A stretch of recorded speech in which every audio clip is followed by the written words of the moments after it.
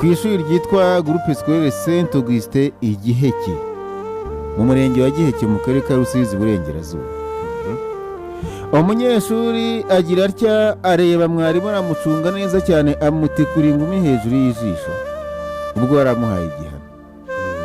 Muhaye igihano batari ko we mutugani barimo 5 bakubiswe ni 5 abana bari 14 bafatamo 9 5 baratoroka turimo kubakurikirana. Byagira icyo bikomaho imbogamizi ku myigire y'abanyeshuri kuko niba umwana mu gihe arimo kwiga agize imyitwarire mibi gutyo akagenda akajya kubazwa kuri ribu cyangwa akagerwa kuri polisi, bashobora no kugaragaramo yuko ari n'abashobora guhamwa n'icyaha nabyo bakabana. Urumva rero ko bishobora kugira ingaruka ku myigire y'umunyeshuri. Twarabaganirije ahubwo igisigaye nuko njya tukisuzuma tukareba ko abantu bakora inshingano zabo cyane cyane abashinzwe imyitwarire mu bigo by'amashuri.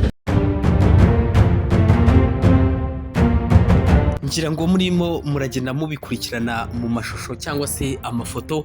Aba rero n'abanyeshuri biri kuvuga ko ngo baba barakubise umwarimu cyangwa se bakubise abarimu babigisha mu Rwanda. Rero ku 26 Kamena 2023 inkuru yaturutse mu rwunge rw'amashuri rwa Runaba ahangaha ni mu karere ka Burera yongeye gukangura impaka ku ireme ry'uburezi hano mu gihugu cy'u Rwanda cyangwa se mu mashuri ya hano mu Rwanda. Abanyeshuri 7 batuye muri yombi rero nyuma yo gukekwaho gukubita abarimu 3 mu minsi mike yari banjirije icyo gikorwa. Undi mwarimu wo mu rwunge rw'amashuri rwa Butangi nawe yakubiswe inkoni mu mutwe n'abanyeshuri. Mbere yaho muri Gicurasi 2026 abanyeshuri 2 bo mu karere ka Ngoma nabo batawe muri yombi nyuma yo gukubita no gukomeretsa bikomeye umurezi wabo cyangwa se uzwi nka animatrice. Ibi byongera ku zindi nkuru zagiye zumvikana mu myaka itandukanye hirya no hino mu gihugu, zikaba zigaragaza urugomo n'amakimbirane hagati y'abanyeshuri n'abarimu. Mu gihe rero ishuri rimaze cyangwa se ishuri risanzwe rifatwa nk'ahantu ho kwigira indangagaciro, kubahana ndetse no kubaka ejo hazaza h'abana, ibi bikorwa bikomeje kwibazwaho na benshi. Ese ni ikimenyetso cy'ihinduka rikomeye mu myitwarire y'abanyeshuri no mu mibanire hagati yabo ndetse n'abarimu? Iki ni ikibazo buri wese yakwibaza.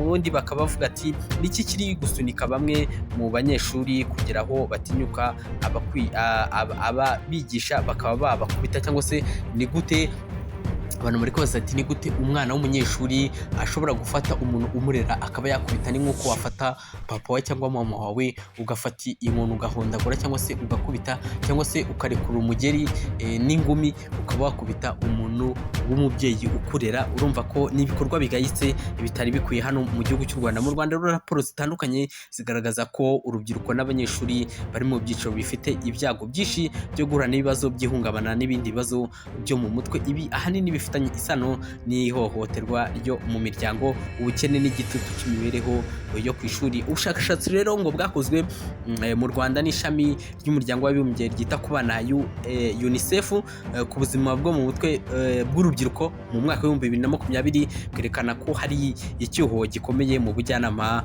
n'ubuvuzi bwo mu mutwe mu mashuri. Ibi bituma rero bamwe mu banyeshuri batabona ubufasha hakiri kare igihe bagaragaje ibimenyetso byo guhangayika, ubwoba bukabije cyangwa se agahinda gakabije. Nanone ubushakashatsi ku ihohoterwa rikorerwa abana n'urubyiruko bwakozwe hagati y'umwaka wa 2015 ndetse na 2016 bugaragaza ko abana benshi mu Rwanda bahura n'ihohoterwa ryo ku mubiri, iryo ku marangamutima n'ishingiye ku mibonano mpuzabitsina. Iri hohoterwa rero nimwe mu mpamvu zishobora gutera ihungabana n'imyitwarire idahwitse mu rubyiruko. Izi raporo zose zerekana ko ikibazo cy'ihungabana mu rubyiruko n'abanyeshuri mu Rwanda kidaturuka gusa ku ishuri, ahubwo gishingiye no ku mibanire y'imiryango. Ihohoterwa rero rikigaragara ndetse no kutita ku buzima bwo mu mutwe bw'abana bikagira ingaruka ku myitwarire n'imikorere yabo mu mashuri. Mu nkuru zabaye mu bihe bigiye bitandukanye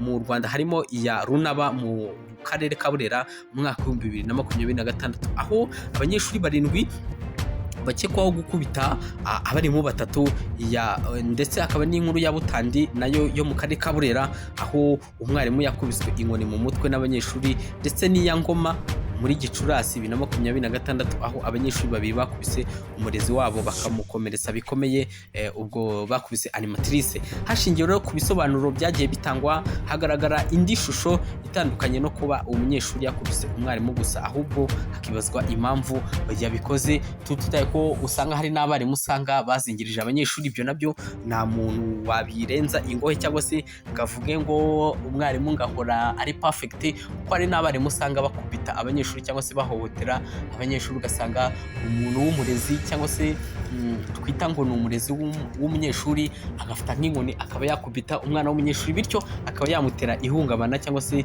akaba yatuma nawe avuga ati uyu muntu uhora amuhohotera cyangwa se ahora nkubita nanjye uwazihorera. Ibyo nabyo ntabwo twabirenzaho.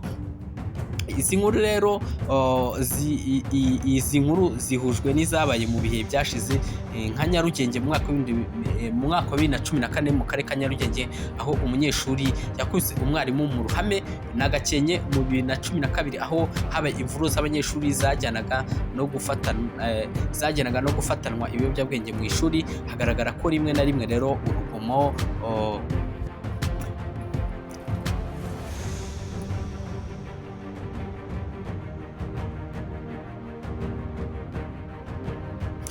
hakaba rero hagaragara ko rimwe na rimwe n'ubundi urugomo rudaturuka ku gikorwa kimwe gitunguranye gusa, ahubwo rujyana n'imyitwarire iba isanzwe igaragara kuri bamwe mu banyeshuri.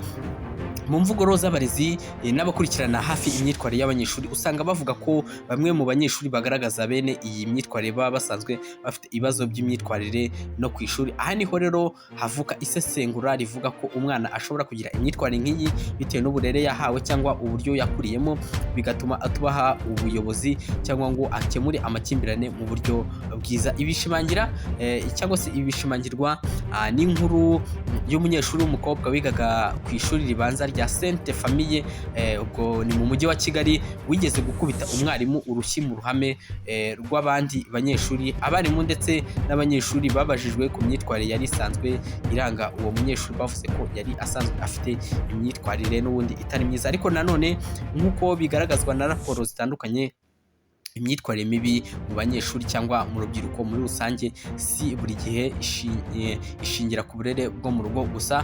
Hari n'ibimenyetso by'uko ibibazo byo mu mutwe n'ihungabana bishobora kugira uruhare mu gutuma umunyeshuri agira imyitwarire mibi cyangwa se imyitwarire y'urugomo, cyane cyane iyo adafite ububasha cyangwa ubujyanama buhagije ku ishuri.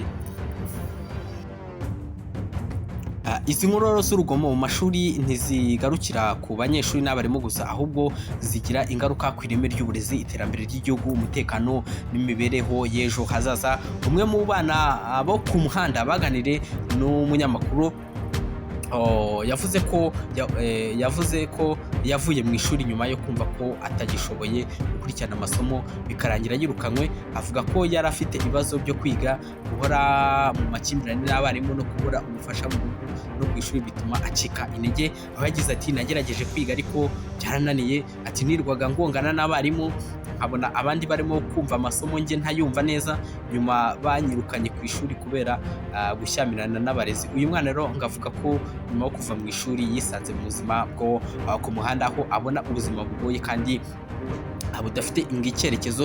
Mu nkuru nk'iyi rero hari n'abandi bana bavuga ko impamvu zituma bamwe bata ishuri zitandukanye, zirimo ubukene, kubura ibikoresho by'ishuri, ihohoterwa ndetse no kutabona ubufasha igihe bahuye n'imbogamizi mu myigire. Raporo rero zitandukanye za Minisiteri y'Uburezi cyangwa se Mineduc n'ikigo cy'igihugu cy'ibarurishamibare zigaragaza ko hakiri ikibazo cy'abana bata ishuri mu byiciro bitandukanye, cyane cyane mu mashuri abanza n'ayisumbuye. Iyo abana rero ngo bata ishuri hakiri kare, ntibabasha kurangiza iyi myigire n'uburere bubafasha mu buzima bwa buri munsi, bikabashyira mu byago byo kubura ubumenyi n'amahirwe y'akazi. Impuguke rero mu mibereho y'urubyiruko zigaragaza ko bamwe mu bata ishuri bashobora kwisanga mu buzima bugoye burimo ubukene, ubushomeri no gucika intege, ibintu bishobora kongera ibyago byo kwishora mu byaha n'imyitwarire idahwitse. Niyo mpamvu rero ngo isano iri hagati y'imyitwarire y'urugomo mu mashuri n'ingaruka zayo ku guta ishuri ifatwa nk'ikibazo cyagutse kigira ingaruka ku mutekano umutekano n'iterambere ry'igihugu muri rusange. Izi nkuru zigaragaza ko hakenewe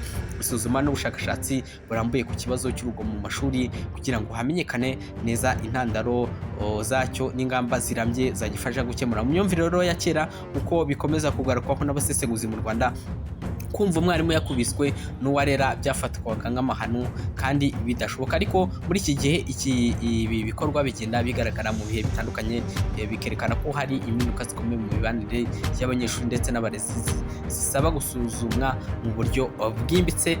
Ni inkuru rero z'umunyeshuri cyangwa se z'abanyeshuri basigaye bakubita abarezi cyangwa se abarimu babarera, ubona ko ari ibintu bidashimishije cyangwa se ubona ko ari igisebo kubona umwana w'umunyeshuri yiteka agakubita urushyi umurezi wiwe cyangwa se umuntu twakwita nk'umubyeyi we uba uhagarariye umubyeyi we ku ishuri. Ubona ko atari igikorwa gishimishije cyangwa se ubona ko ari ibintu byo kunengwa ndetse no kuba byagwa umuntu wese yabigaya, kuko ntabwo ari igikorwa cyiza cyane umuntu yakwishimira.